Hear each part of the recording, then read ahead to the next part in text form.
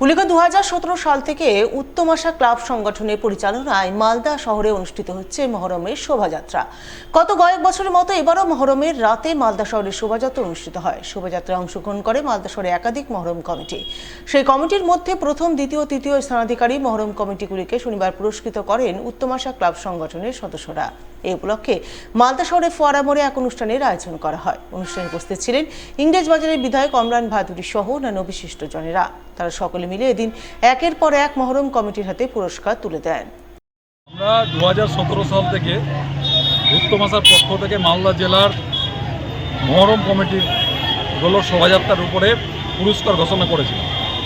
মূলত তিনটি বিষয়কে সামনে রেখে এই পুরস্কার দেওয়া হয়। একটা হচ্ছে ডিসিপ্লিন, শৃঙ্খলাবোধ, দ্বিতীয়ত হচ্ছে শোভাযাত্রাকে সাজানো বা সজ্জা, আর তৃতীয়ত হচ্ছে খেলা, লাঠি খেলা এবং বিভিন্ন প্রকার খেলা, জিমন্যাস্টিক দেখায়।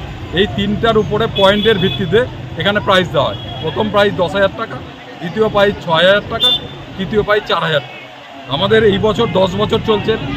আমাদের আটকষি থেকে আরম্ভ করে শহরের যারা বিভিন্ন আছে, অধ্যাপক থেকে আরম্ভ করে শিক্ষিত মানুষ, সাংবাদিক, তারা সকলেই এখানে সহযোগিতা করে। সকলের সহযোগিতায় এবং শহরের মানুষের সহযোগিতায় এইটাকে আমরা প্রতি বছর করতে পারি। এবছরও আমাদের সুন্দরভাবে মহরম কমিটিগুলো তার শোভাযাত্রায় অংশ নিয়েছে। সরকারি বিভিন্ন অর্ডার ছিল, সেইগুলোকে মান্যতা দিয়ে তারা সুন্দরভাবে ডিসিপ্লিন মেনে সমস্ত শোভাযাত্রাগুলোকে কমপ্লিট করেছে। আমরা প্রথম হয়েছে আমাদের এবার কৃষ্ণপল্লী মহরম কমিটি, দ্বিতীয় হয়েছে পিরোজপুর মহরম কমিটি, তৃতীয় হয়েছে জীবিগ্রাম মহরম কমিটি। এছাড়াও আমরা তিনটি মহরম কমিটিকে স্পেশাল প্রাইজ দিয়েছি। পিয়াজি মোড় মহরম কমিটি, বক্কাটুলি মহরম কমিটি এবং গয়েশপুর মহরম কমিটি।